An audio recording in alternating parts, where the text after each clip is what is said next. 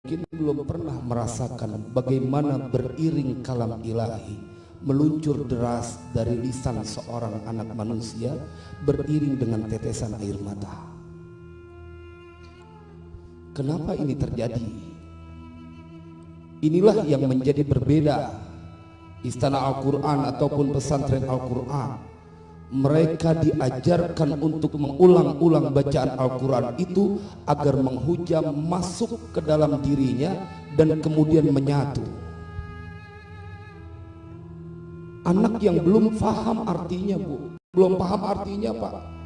Kalau pesantren Darun Najah Cipining tadi dicontohkan oleh Ustadz Bahru, manggil aja pakai bahasa Arab.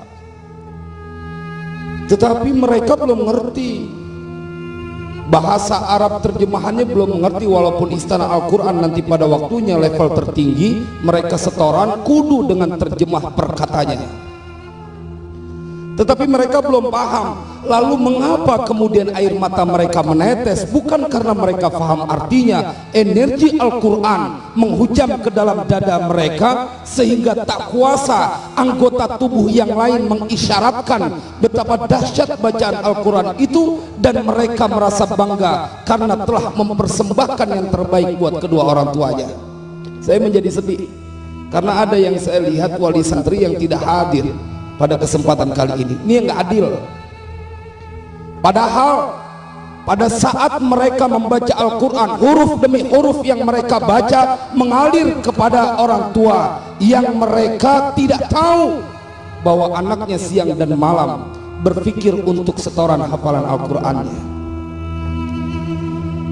Beberapa hari yang lalu saya diminta untuk mengisi pengajian dalam majlis haul seorang ulama besar di Yogyakarta, pendiri dan pimpinan Pondok Pesantren Nurul Ummah, yaitu almarhum al-maghfurlah Kiai Haji Asy'ari Marzuki. Jemaah sekalian berbahagia, saya punya teman, punya saudara yang setiap kali saya di Jogja, beliau marah kalau nggak dipersilahkan buat menjemput. Pak Guntur juga kenal, pengusaha muda yang dia berdoa di depan Ka'bah, ya Rabbana jadikan saya membabi buta dalam bersedekah. Tetapi begitu saya bermalam di sana, beliau panggil anaknya, anak pertamanya. Jemaah, beliau bilang di depan saya, Mas, ikut ke Ustadz Syarif, nanti mondok ngafal Al-Quran. Kalau mau manggut iya, maka masukin langsung ke rekening pribadi 25 juta baru mau masuk pesantren. Ya Allah, ini orang begitu kepengennya di depan saya, Ustadz, kalau nih anak saya mau mondok ke pesantren ngafal Al-Quran, langsung saya isiin di rekeningnya 25 juta. Ibu nggak usah mikir, kemudian mikir itu baru santrinya, bagaimana kiai yang mau dititipinnya, itu mau urusan pribadi dah. Tetapi ini nyata. Saya ingin berkata bahwa ada orang tua yang cerdas, yang dia tidak mau rugi ketika memiliki anak. Dia bilang, saya nggak bisa baca Al-Quran dengan fasih, Ustaz, tetapi saya ingin setiap kali dia baca Al-Quran itu mengalir pahalanya buat saya.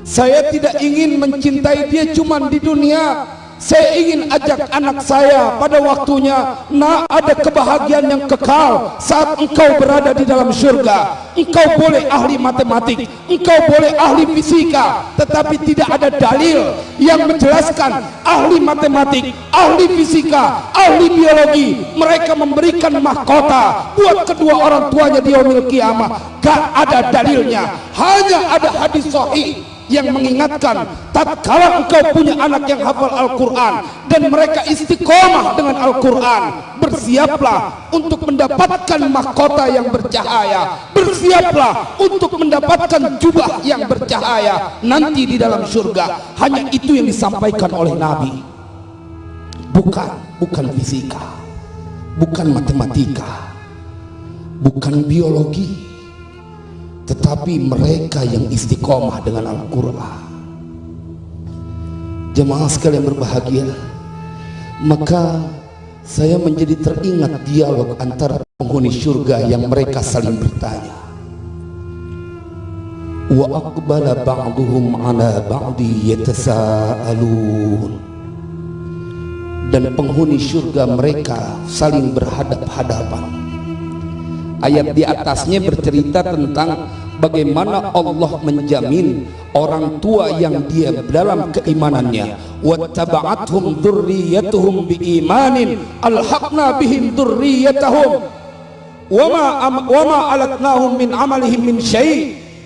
Ayat di atas dari yang tadi saya baca menceritakan bahwa akan ada reuni besar di dalam surga antara orang tua dengan anaknya, dan Allah ceritakan bagaimana dialog mereka, wa aqbala ba'duhum ala ba'di yatasaalun, dan saling berhadapan di antara mereka pada saat di dalam surga. Yatasaalun, mereka saling bertanya bagaimana kenikmatan yang ada di dalam surga, kok mereka bisa berada di dalam surga. Jawabannya jemaah pada ayat selanjutnya, qalu inna kunna qablu fi ahlina musyfiqin. Mereka penghuni surga dikumpulkan bersama anak-anaknya pada saat mereka saling berhadapan, pada saat mereka seakan tidak percaya berada di dalam surga. Mereka bertanya, saling berhadapan. Dan kemudian mereka, salah seorang atau sebagian dari mereka menjawab, qalu, sebagian mereka kemudian menjawab, inna kunna qablu fi ahlina musyfiqin. Mereka menjawab bahwa kita dulu bersama keluarga kita, berada di dalam keluarga kita, musyfiqin, takut dengan siksa Allah, diselamatin anaknya, diselamatin itu keturunannya, diajak, nah pegang nih Al-Quran, simpan di dalam dadamu, Allah yang menjadi gurumu, Ar-Rahman Allamal Quran, Allah yang mengajarkan Al-Quran.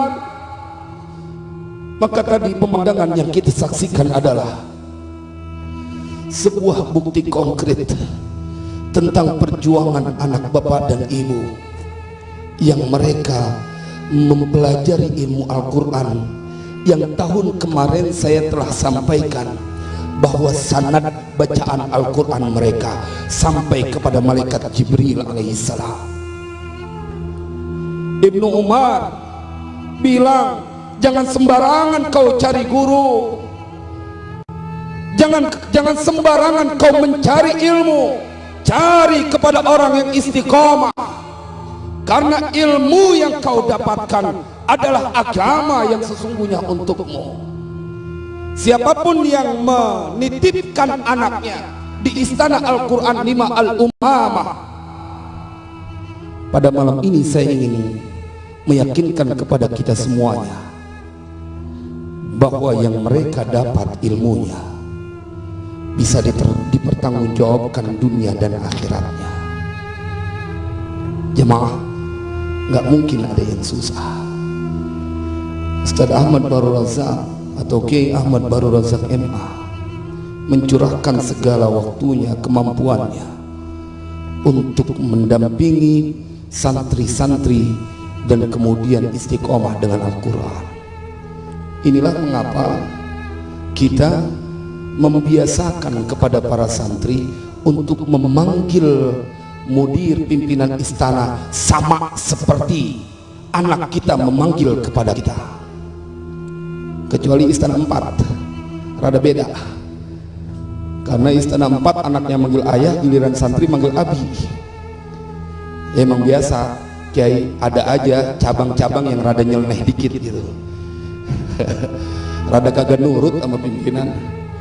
Mudah-mudahan setelah malam ini beliau bertobat. Jemaah, maka pada kesempatan kali ini saya ingin mengingatkan pada diri saya, usikum wa nafsi bitaqwallah. Sayangin anak kita. Ini ada istri saya yang bergaun biru,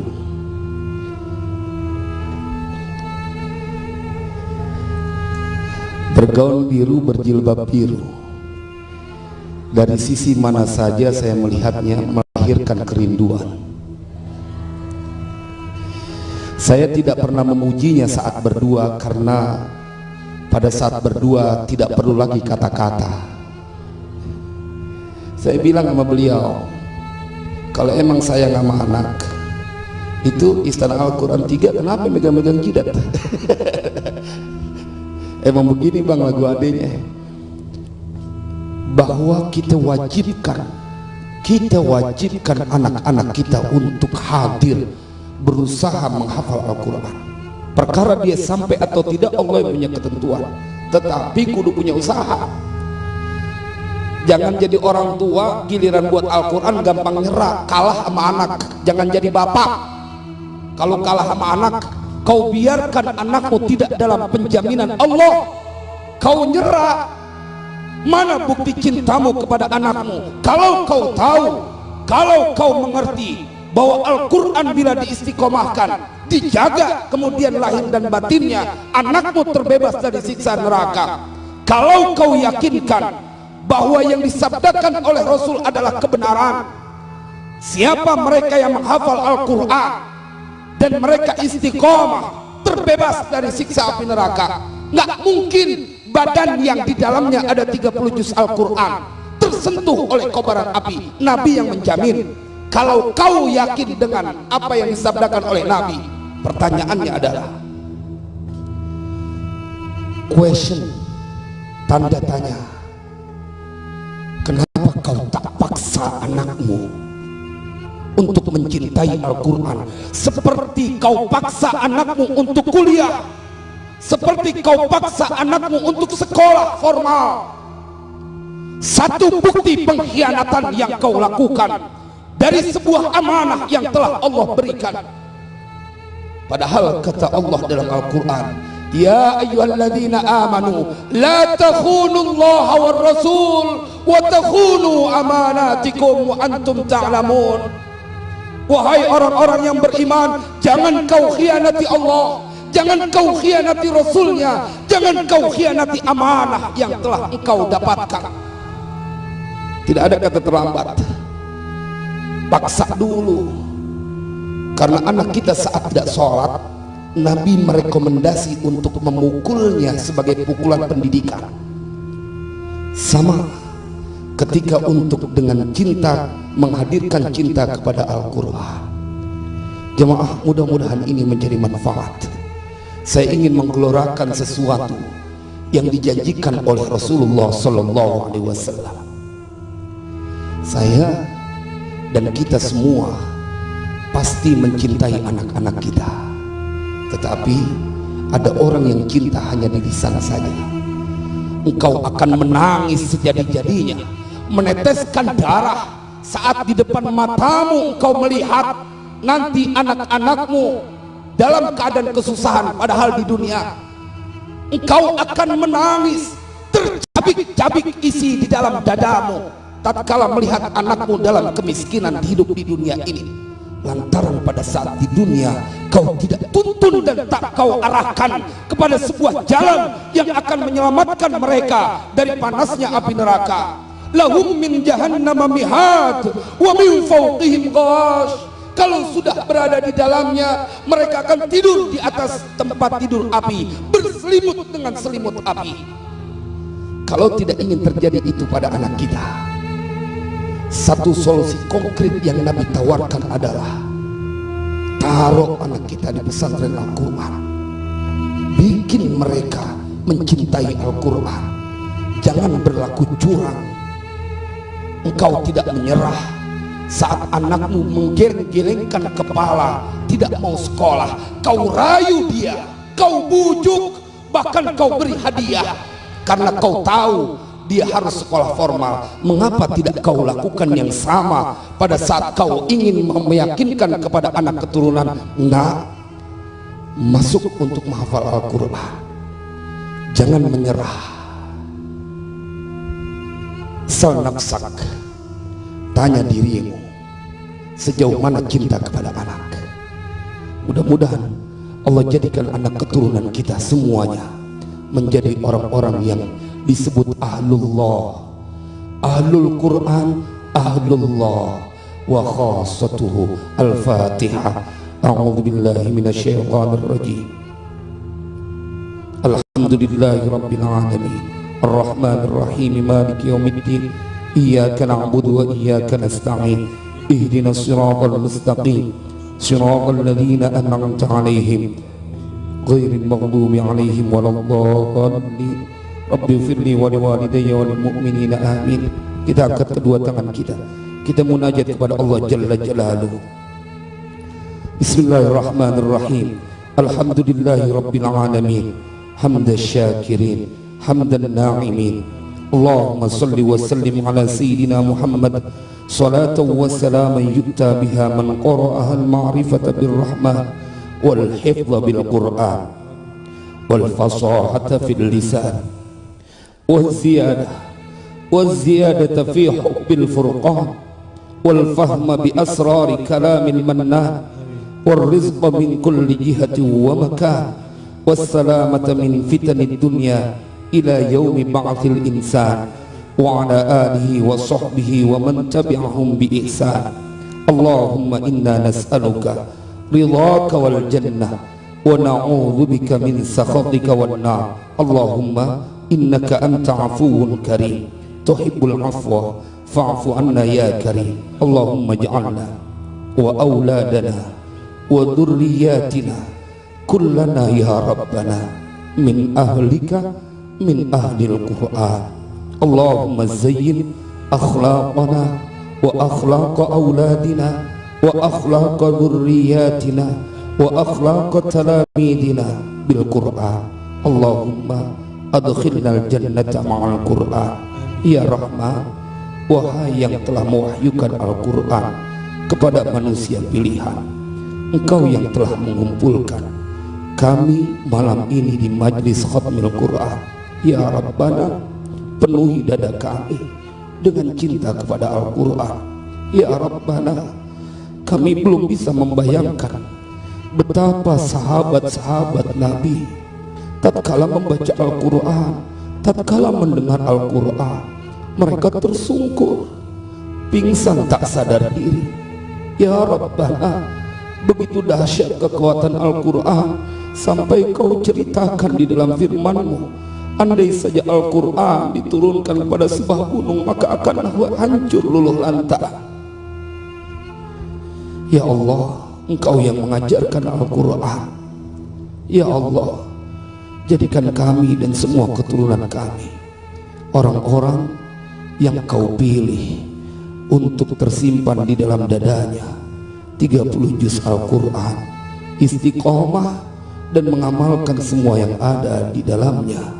Ya Rabbana, Engkau yang menghadirkan kami di Istana Al-Quran 5 Al-Umamah.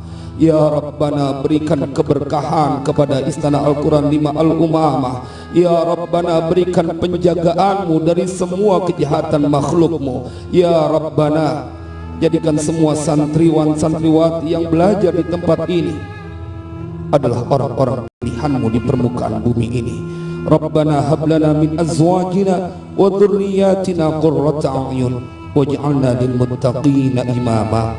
Ya katsiral khair, ya daimal ma'ruf, ya Rahman aghithna, ya Rahman aghithna, ya Rahman aghithna, ya man yara wa la yura wa fadluhu ammal anam.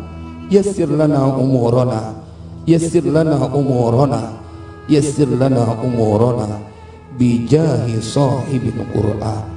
Rabbana atina fid dunya hasanah wa fil akhirati hasanatan wa qina adzaban nar wa adkhilnal jannata ma'al abrar wa adkhilnal jannata ma'al abrar wa adkhilnal jannata ma'al abrar.